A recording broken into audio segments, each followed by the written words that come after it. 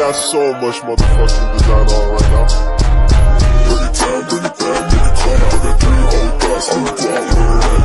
Bitches on the line, and you know. Assalamualaikum warahmatullahi wabarakatuh. Perkenalkan, nama saya Rafael Arafadasi dari kelas 12 IPA 4. Baiklah, di sini saya akan menjelaskan tentang radiasi elektromagnetik. Radiasi elektromagnetik ditemukan pertama kali oleh ilmuwan asal Inggris yang bernama James Clerk Maxwell. Radiasi elektromagnetik adalah kombinasi antara medan listrik dan medan magnet yang berosilasi dan merambat melalui ruang dan membawa energi dari satu tempat ke tempat lain. Gelombang elektromagnetik memiliki beberapa sifat, yaitu yang pertama, arah medan listrik dan medan magnet saling tegak lurus, dan keduanya tegak lurus terhadap arah lambang gelombang. Yang kedua, merupakan gelombang transversal. Yang ketiga, tidak dipengaruhi oleh medan listrik dan medan magnet karena gelombang elektromagnetik tidak memiliki muatan. Yang keempat, tidak bermassa. Yang kelima, tidak dipengaruhi oleh medan gravitasi. Yang keenam, merambat dalam lintasan yang berupa garis lurus. Yang ketujuh, dapat merambat dalam ruang hampa. Yang ke-8, dapat mengalami pemantauan, pembiasan, interferensi, diffraksi, dan polarisasi. Dan yang terakhir, kecepatan di ruang hampa sama dengan kecepatan cahaya, yaitu sebesar 3 kali 10 pangkat 8 meter per sekon. Adapun jenis dari gelombang elektromagnetik. Gelombang elektromagnetik memiliki beberapa jenis, yaitu diantaranya yang pertama adalah gelombang radio. Gelombang radio digunakan pada perangkat elektronik seperti HP, radio, dan televisi. Gelombang radio dihasilkan dari muatan-muatan listrik yang bergetar dan dipercepat melalui kawat penghantar. Gelombang radio dipancarkan dari antena dan diterima oleh antena bola. Frekuensi gelombang radio berada pada rentan 10/4 sampai 10/9 Hz. Gelombang radio digunakan sebagai pembawa informasi dari satu tempat ke tempat lain. Gelombang radio memiliki beberapa jenis. Yang pertama adalah amplitudo modulasi. Pada sistem ini, informasi yang berbentuk suara dibawa oleh gelombang radio dan sebagai perubahan modulasi. Sistem AM memiliki jangkauan yang jauh, namun dipengaruhi oleh keadaan cuaca dan peristiwa kelistrikan di atmosfer, hingga kadang menghasilkan suara yang kurang jernih. Yang kedua adalah frekuensi modulasi. Pada sistem ini, informasi yang berbentuk suara dibawa oleh gelombang radio. Kelebihan FM adalah suara yang dihasilkan jelas dan tidak dipengaruhi oleh keadaan cuaca. Yang kedua adalah gelombang mikro. Gelombang mikro dapat dihasilkan oleh tabung klistron yang mana memiliki fungsi sebagai penghantar energi panas. Frekuensi gelombang elektromagnetik pada gelombang mikro terbilang cukup tinggi, yaitu sekitar atas 3 GHz atau 3 kali 10⁹ Hz. Jika gelombang mikro diserap oleh sebuah benda, molekul atau atom, maka benda tersebut akan bergetar hingga memunculkan efek panas. Lalu jika ada makanan yang menyerap radiasi gelombang mikro, maka makanan tersebut dapat panas dan masak dalam waktu yang relatif singkat. Proses inilah yang digunakan pada open microwave. Gelombang mikro juga bisa dimanfaatkan pada radar atau radio detektif dan ranging. Radar dapat digunakan untuk mencari sekaligus menentukan jejak suatu benda dengan memanfaatkan gelombang mikro. Yang ketiga adalah gelombang inframerah. Inframerah adalah gelombang elektromagnetik dengan panjang gelombang lebih panjang dari cahaya tampak. Meskipun begitu, ternyata panjang gelombang inframerah lebih pendek daripada gelombang radio. Jangkauan panjang gelombang inframerah berkisaran antara 1000 nm hingga 1 mm. Sinar inframerah dihasilkan oleh elektron yang ada pada molekul bergetar dan kemungkinan akan terurai menjadi beberapa bagian molekul yang berbeda-beda karena benda tersebut dipanaskan.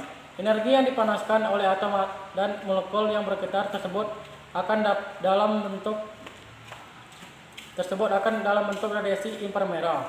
Perlu diketahui juga jika setiap benda panas pasti memiliki pancaran gelombang inframerah. Saat ini, gelombang inframerah memang sudah banyak digunakan dalam benda-benda dalam kehidupan sehari-hari seperti remote TV, transfer data dan ponsel ke ponsel lain hingga terapi fisik. Yang keempat adalah cahaya tampak.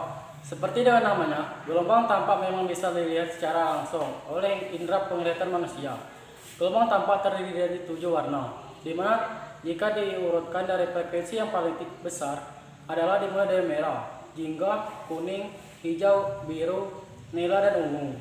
Sedangkan untuk panjang gelombang setiap cahaya tersebut adalah sebagai berikut. Merah memiliki panjang gelombang antara 620 hingga 780 nm atau nanometer.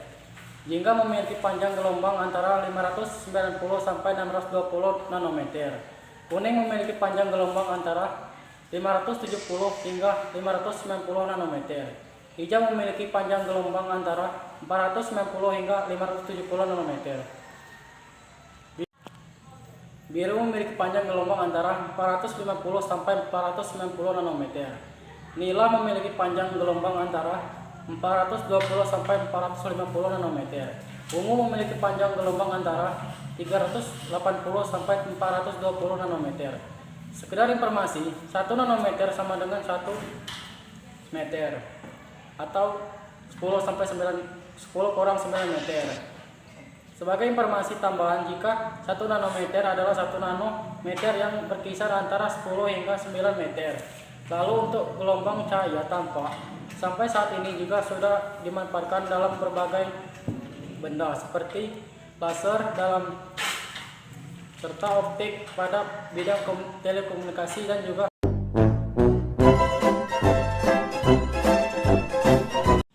yang kelima adalah sinar ultraviolet. Matahari merupakan sumber utama cahaya yang bisa memancarkan sinar ultraviolet ke permukaan bumi. Sinar ultraviolet juga bisa dihasilkan oleh transisi elektron yang ada di dalam orbit atom, busur karbon, serta lampu merkuri. Sinar ultraviolet sebenarnya merupakan bagian dari spektrum warna. Akan tetapi, indera penglihatan manusia tak mampu melihat sinar ultraviolet. Selain itu, sinar ultraviolet juga memiliki panjang gelombang yang begitu pendek jika dibandingkan dengan warna lainnya. Hal ini karena sinar ultraviolet memiliki daya tembus yang lebih kuat dibandingkan dengan warna cahaya lainnya. Bahkan, sinar ultraviolet atau cahaya ultra ungu juga mampu menembus kulit manusia dan mampu mengubah struktur sel kulit manusia. Pada kadar rendah, sinar ultraviolet bisa memberikan bantuan dalam proses pembentukan vitamin D. Akan tetapi, pada kadar tinggi, sinar ultraviolet mampu menimbulkan penyakit kanker kulit. Perlu diketahui juga, jika sinar ultraviolet berada pada panjang gelombang antara 3 nanometer hingga 380 nanometer. Saat ini, keberadaan sinar ultraviolet banyak dimanfaatkan untuk lampu UV serta untuk operasi mata lasik. Selanjutnya yang keenam adalah sinar X. Berikutnya adalah sinar X yang memiliki daya tembus sangat besar, bahkan lebih besar daripada sinar ultraviolet. Panjang gelombang sinar X terbilang cukup pendek, namun memiliki frekuensi yang begitu tinggi. Karena memiliki daya tembus yang luar biasa, sinar X bisa menembus struktur lunak seperti daging dan kayu, buku tebal hingga pelat aluminium setebal 1 cm. Namun sinar X tak mampu struktur padat seperti tulang. Dengan adanya kemampuan sinar X yang bisa menembus daging, maka tak heran jika sinar X yang kerap dimanfaatkan untuk teknologi Röntgen yang bisa menampakkan struktur tulang atau rangka pada layar film. Bahkan sinar X juga dimanfaatkan untuk melacak atau melihat isi tas penumpang di bandara. Panjang gelombang yang dimiliki oleh sinar X adalah berkisar antara 0,3 nanometer hingga 3 nanometer.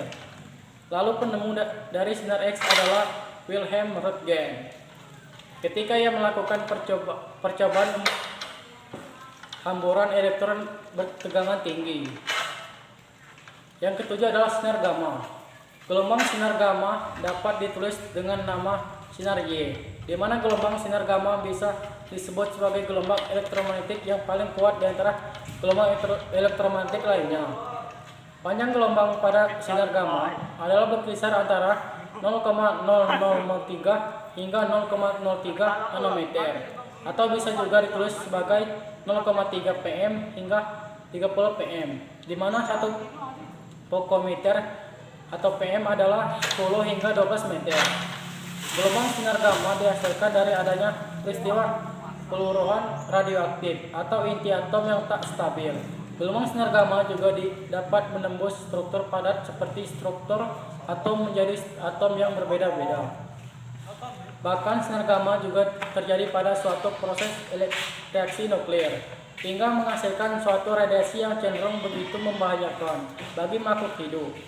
Dalam dunia medis, keberadaan sinar gamma digunakan untuk mensterilkan peralatan medis serta proses radioterapi dalam pengobatan kanker. Itulah beberapa jenis dari gelombang elektromagnetik yang masih ada hingga saat ini. Sekian penjelasan dari saya. Saya pamit undur diri. Apabila ada salah kata, saya mohon maaf. Saya akhiri, wassalamualaikum warahmatullahi wabarakatuh.